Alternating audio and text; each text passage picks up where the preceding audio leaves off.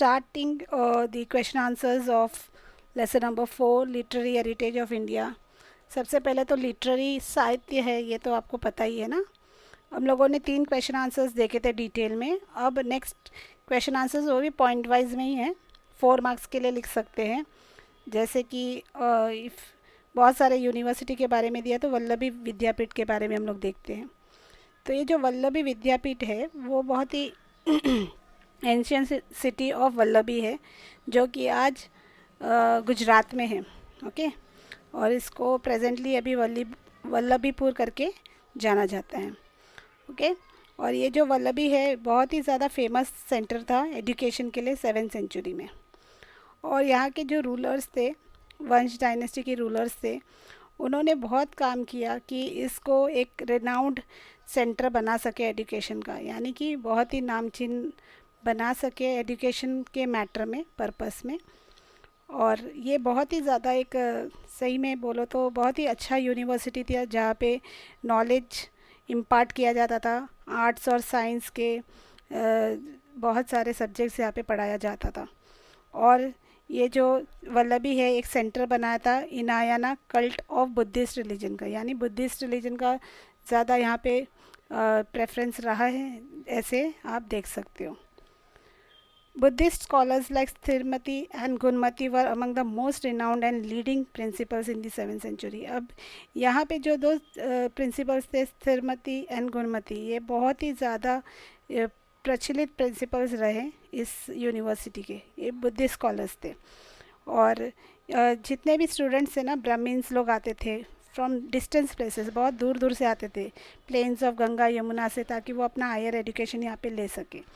और जैसे हम लोगों ने देखा था कि दूसरे यूनिवर्सिटी में भी बहुत जैसे चाइनीज़ ट्रैवलर्स आए थे, वैसे यहाँ पे भी चाइनीज़ ट्रैवलर एक आए थे आइसिंग नाम के, जो कि यहाँ पे आके उन्होंने अपना बहुत सारे जो ये वल्लभी के साथ में compete करने वाला नालंदा के साथ में जो नालंदा यूनिवर्सिटी है ना, वैसे ही यहाँ पे भी इसमें भी चाइनीज़ ट्रैवलर आए थे। Vallabhi was also a capital and an international port from 480 AD to 775 AD, यानी 5th सेंचुरी से लेके 8th सेंचुरी तक आप देखो ये एक बहुत ही इम्पोर्टेंट पोर्ट भी रहा है। The ruler of Vallabhi belong to Maitraka dynasty. और ये जो डायनेस्टी, कौन से डायनेस्टी के लोग इसके रूलर रहे? Maitraka dynasty. It is important to note that even though these rulers were not Buddhist, they helped the development of Vallabhi University। ये देखने की बात है यहाँ पे कि यहाँ के जो रूलर्स थे ना, वो बुद्धिस्ट नहीं थे, फिर भी वल्लभी यूनिवर्सिटी को डेवलप करने में बहुत उनका हाथ रहा है। इन 1775 AD क्या हुआ था कि अरब जो है, अरब के लोगों ने इस मैत्रक डायनेस्टी के ऊपर अटैक किया और उन्हें डिफीट किया। इसके वजह से इस यूनिवर्सिटी को क्लोज़ करना पड़ा। और ये जो यूनिवर्सिटी है बहुत ही ज़्यादा फेमस है। और इनका जो ट्रेडिशन था ना, क्या था कि गेट के ऊपर वो अपने स्कॉलर्स लोगों के बारे में लिखते थे और वो सब, राइट। फिर जो भी स्कॉलर्स उधर से आसपास से आते जाते थे, उनको पता चलता था कि यहाँ का इंटेलिजेंस क्या है ना, कितने वो लोग बुद्धिमान थे, क्या स्किल था उनका, है ना। तो उनको अगर ये सब पता चलता था तो ये इनको एक मौका भी मिलता था कि जो किंग्स होते थे उनको अपने दरबार में उनको कुछ ना कुछ एक पोस्ट देते थे। फिर यहाँ पे जो देखते हैं हम लोग, knowledge worship and a specific system of education made the university famous all over India and abroad too. तो यहाँ पे जो नॉलेज इम्पार्ट होता था, यहाँ पे जैसे वर्शिप किया जाता था, और यहाँ का जो सिस्टम था एजुकेशन का, इसकी वजह से ये इंडिया में नहीं, all over world, all over मतलब दूसरे फॉरेन नेशंस में भी बहुत ज़्यादा इसका जो फेमिलैरिटी होते चला गया। Students from India as well as abroad use to come year to study. तो इंडिया के ही स्टूडेंट्स नहीं थे, यहाँ पे फॉरेन स्टूडेंट्स भी आते थे पढ़ने। So it was an international university in the real sense, ये बोल सकते हैं ना, क्योंकि सिर्फ इंडियन स्टूडेंट्स नहीं थे, यहाँ पे फॉरेन स्टूडेंट्स भी पढ़ने आते थे। तो ये एक इंटरनेशनल यूनिवर्सिटी के तौर पे देखा गया था तब। Almost all the branches of knowledge were taught there. तो यहाँ पे सारे चीज़ों को पढ़ाया जाता था, ऐसा नहीं है कि किसी चीज़ को ज़्यादा बढ़ावा देते थे या किसी को कम नहीं। The expenses of university were taken care through the charity obtain from the Kings and the landlords. और फिर ये यूनिवर्सिटी चलाने के लिए भी तो आपके पास पैसे होने चाहिए, तो ये सब चीज़ कहाँ से आते थे? जो किंग्स होते थे, जो लैंडलॉर्ड्स होते थे, ये इनको चैरिटी देते थे और उससे ही इनका देख रेख, इनका जो मेंटेनेंस है वो करते थे। तो I hope you understood about the Vallabhi Vidyapeeth. Now next answer, ये 4 मार्क्स के लिए हो सकते हैं, 3 मार्क्स के लिए भी हो सकते हैं, तो please students take care of the answers. Now let us go on to the Nalanda university. Okay, Nalanda university का आप क्या देख सकते हो कि इसको 2 पार्ट में आप डिवाइड कर सकते हो। एक तो फर्स्ट है स्ट्रक्चर ऑफ नालंदा यूनिवर्सिटी, इसका स्ट्रक्चर कैसा है वो देखते हैं हम लोग। तो ये जो नालंदा यूनिवर्सिटी है, ये अभी इन प्रेजेंट आप देख सकते हो Patna district in Bihar Batgaon village में है। और इस यूनिवर्सिटी में 7 ऐसे बड़े बड़े हॉल्स या फिर रूम्स या सेक्शंस आप बता सकते हो। और इसमें देखो आप लोग 300 रूम्स है फॉर लेक्चर्स देने के लिए, डिलीवर करने के लिए। और बहुत सारे स्पेशल मॉनेस्ट्रीज भी बनाया गया था ताकि स्टूडेंट्स इसमें आके रह सके। अभी मॉनेस्ट्रीज क्या है, तो वैसे ही जो कि ऐसा है प्लेस जहाँ पे मॉन्क्स लोग आके रह सकते हैं, सन्यासी लोग आके रह सकते हैं। तो many villages were donated to the university so that it could survive, teach maximum students and flourish. तो बहुत सारे विलेजेस को ऐसे डोनेट कर दिया गया था ताकि ये यूनिवर्सिटी के लिए और यूनिवर्सिटी के काम के लिए यूज़ किया जा सके और बच्चे ज़्यादा से ज़्यादा इसमें आए पढ़ने के लिए और ये अच्छे से अच्छे प्रोग्रेस हो सके।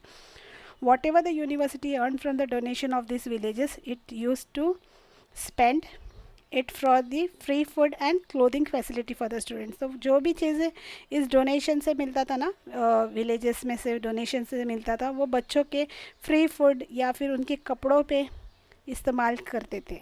और जहाँ पे बहुत सारे बुक्स रखते थे, जो एरिया जैसे लाइब्रेरी बोलते हैं ना हम लोग आज, तो वो धर्मगुंज के नाम से जाना गया। और अभी अगर मैंने बताया कि इसका 2 पार्ट है, एक तो स्ट्रक्चर हुआ नालंदा यूनिवर्सिटी का, अभी इसका टीचिंग्स एंड फिलॉसफी देखते हैं। Okay, during 5th to 11th century BC Nalanda was a very reputed centre for learning. तो आप देख सकते हो कि 5th से लेके 11th यानी कितना पीरियड है, देखो यहाँ पे 6 लॉन्ग डिकेड आप बोल सकते हो कि नालंदा एक बहुत ही रेप्यूटेड सेंटर बना था लर्निंग के लिए, एजुकेशन के लिए। Nalanda give more importance to Buddhist and Jain tradition. तो यहाँ पे नालंदा में ज़्यादा से ज़्यादा कौन सा रिलीजन को बढ़ावा दिए थे? Jain and Buddhist. Mahavir Swami at perform 14 Chaturmas in India. तो ये जो यहाँ पे प्लेस है, यहाँ पे इसकी वजह से फेमस है क्योंकि महावीर स्वामी जो थे वो उन्होंने बहुत ऐसे उन्होंने कुछ रिलीजियस जो काम किए थे वो देखा जा सकता है। So it became an important pilgrimage centre for Jains. तो इसीलिए जैन के लिए ये एक इम्पॉर्टेंट पिलग्रिमेज सेंटर बन चुका था। In the 5th century Kumar Gupta built a monastery here. Since then fame of Nalanda increased more. अब जो 5th century था उसमें जो कुमार गुप्त थे उन्होंने मॉनेस्ट्री बनाया, यानी मॉन्क्स के लिए जो बिल्डिंग्स होते हैं वो बनाए, और इसके वजह से जो नालंदा यूनिवर्सिटी है उसका फेम बढ़ता चला गया। The university had a collection of thousands of priceless manuscripts, यानी बहुत सारे ऐसे बुक्स या मैन्यूस्क्रिप्ट्स आप बोल सकते हैं जो कि इस यूनिवर्सिटी में एक बहुत सारा कलेक्शन है, थाउजेंड्स ऑफ कलेक्शन है, प्राइसलेस मैन्यूस्क्रिप्ट बोल सकते हैं। The university had a collection of thousands of priceless manuscripts, so had the best of education as well as books.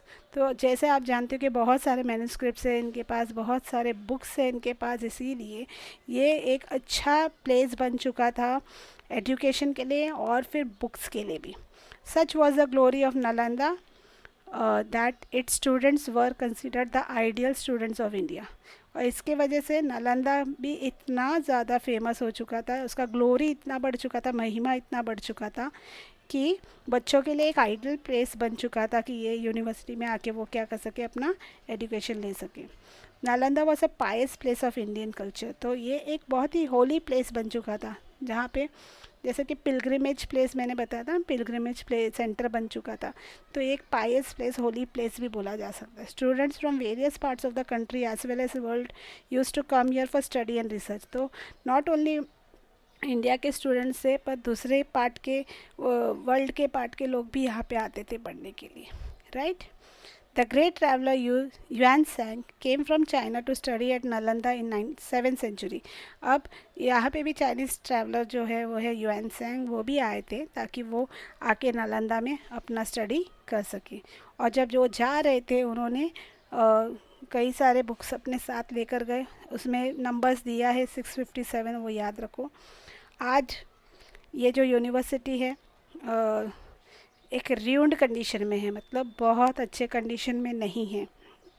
But amidst the ruin one can visualise the glorious culture of India. भले ही इसका जो condition अच्छा नहीं है, पर ये पता चलता है इस यूनिवर्सिटी को देखने के बाद कि उस टाइम में एजुकेशन के मैटर में ये जो नालंदा यूनिवर्सिटी है कितना इम्पोर्टेंट था, कितना महिमा था इसके वजह से ना इंडिया में। तो this you can understand by this.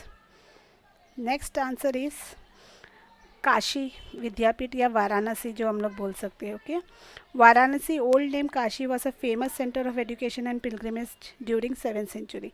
तो 3 मार्क्स के लिए ये क्वेश्चन आ सकते हैं, क्योंकि ऐसे देखा जाए तो देखो 3 या 4 marks you can say, but यहाँ पे मैं ज़्यादा से 3 मार्क्स ही इसमें बता सकती हूँ।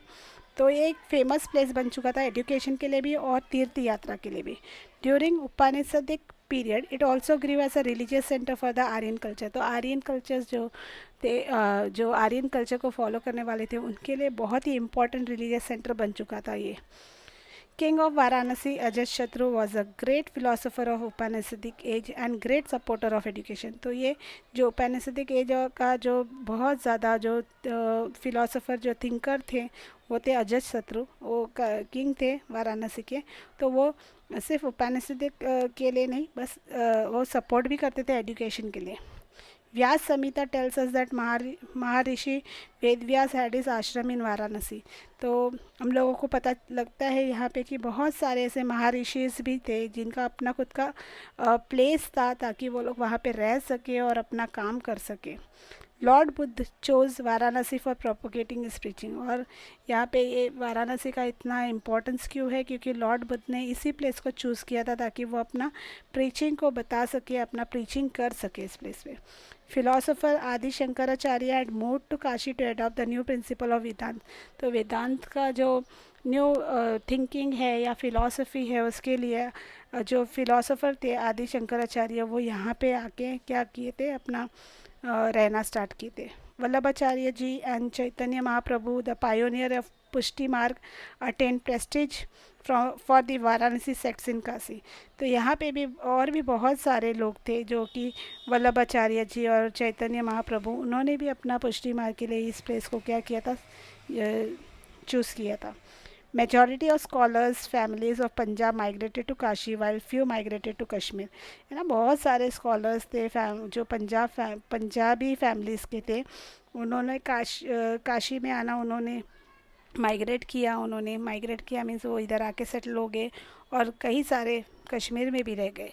Many princes use to visit Varanasi for the education. और बहुत सारे राजकुमार लोग भी आते थे वाराणसी ताकि वो अपना एजुकेशन पा सके।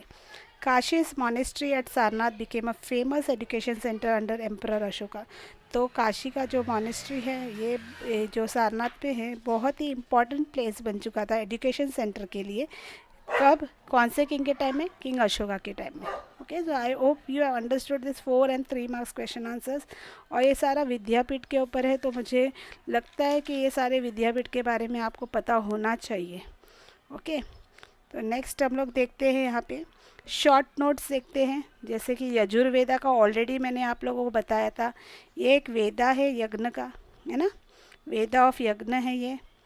और it is composed in both the form, prose और वर्स दोनों में ही है इसका जो कंपोजिशन है। और Yajurveda describes the hymns recited at the time of yajnas done during the religious ritual. तो रिलीजियस रिचुअल यानी कि जो आपका रिलीजियसली जो भी जो आपका रीति रिवाज है उस टाइम में यजुर्वेदा में से बहुत सारे ऐसे इम्स होते हैं जो रिसाइट किया जाता है यज्ञास के टाइम में। यस, ये 2 मार्क्स के लिए आ सकते हैं।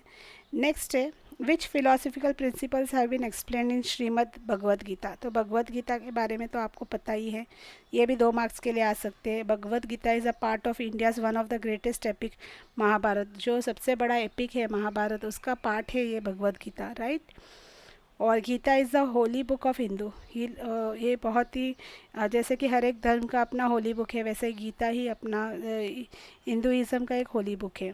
The Gita describes deep philosophical principles. तो इसमें से बहुत सारे ऐसे फिलोसफिकल थिंकिंग प्रिंसिपल्स है आप जो इसमें डिस्क्राइब किया गया है, वो लोग इसे यूज़ करते हैं। इस पे जो मैसेजेस मिला गया है ना, वो किसके बारे में, मोक्ष के बारे में है। साल्वेशन, मोक्ष यानी साल्वेशन के बारे में। किसके थ्रू मिलता है ये, ज्ञान, कर्म और भक्ति, है ना।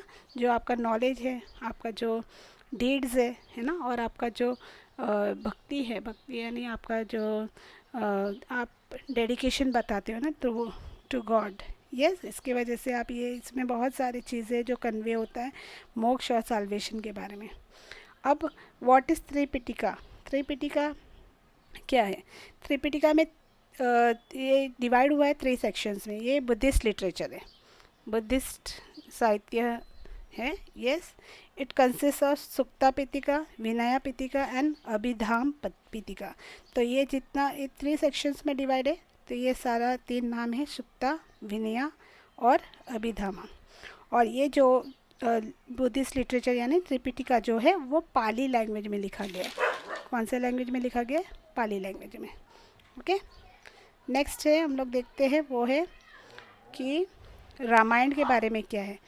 हमारे पास 2 जो बोलते हैं कि 2 जो एपिक्स है, रामायण और महाभारत, ये 2 इंडियन एपिक्स है। ओके, तो रामायण क्या है, रामायण आके इसके बारे में, इसमें क्या है, स्टोरी है रामचंद्र, लॉर्ड राम के बारे में, जो कि वो किंग थे अयोध्या के, है ना। और अगर महाभारत से कंपेयर करो तो रामायण थोड़ा छोटा है एपिक, महाभारत उससे बड़ा है। और रामायण में क्या नरेट्स, क्या बताया गया है, क्या दर्शाते हैं, बहुत सारे ऐसे स्टोरीज, इंटरेस्टिंग और एडवेंचरस स्टोरीज इसमें बताया गया है। तो ये लिख सकते हो, ये क्वेश्चन आया था 2-3 साल के पहले, महाभारत के बारे में लिखो करके आया था, राइट अ शॉर्ट नोट। तो महाभारत का अगर आया तो मे बी रामायण के बारे में भी पूछ सकते हैं, तो that is why I have written this. Mahabharata is composed of 1 lakh verses. देखो महाभारत में कितने वर्सेस है, 1 लाख वर्स है। ओके, और it is about the war between Kauravas and Pandavas. ये बहुत ही ईजी है, आप लोगों को पता है तो आप लोग लिख सकते हैं। कौरवास और पांडवास के वॉर के बारे में दिया गया है, और बहुत सारे स्टोरीज से कंसिस्ट है ये महाभारत। और जैसे मैंने बताया Bhagavad Gita is a part of Mahabharata, है ना। Bhagavad Gita is a part of Mahabharata. Both the epics, the Ramayana and the Mahabharata, have been influencing millions of Indians and literature time and again. तो ये दोनों ही जो एपिक है रामायण और महाभारत बहुत लोगों को इन्फ्लुएंस कर रहा है, बहुत इंडियंस लोगों को बार बार, मतलब तब से लेके अब तक। They have implanted motivational seeds of संस्कार इन द इंडियंस। तो बहुत सारे संस्कार, बहुत सारे वैल्यूज़ जो इम्पार्ट हुआ है लोगों के अंदर, ये कह सकते हैं महाभारत की वजह से भी है। Sanskrit literature grew quite a lot during the era of this 2 great epics. तो ये जो 2 एपिक लिखने में संस्कृत लैंग्वेज का बहुत ज़्यादा यूज़ हुआ है, तो इसमें संस्कृत लिटरेचर का डेवलपमेंट अच्छे से हुआ है। तो ये इतना मैंने नोट्स बनाए हैं लेसन नंबर 4 के लिए, literary heritage of India. I hope you will watch this video and it will be useful for you. और कोई अगर आपका डाउट है या फिर आप चाहते हो कि कोई और आंसर्स होना चाहिए इसमें, तो फिर प्लीज़ मुझे कमेंट्स में लिखिए। और ज़्यादा से ज़्यादा ये वीडियो को देखिए, शेयर कीजिए, सब्सक्राइब कीजिए। Thank you for watching. I will meet you in the next video. Thank you.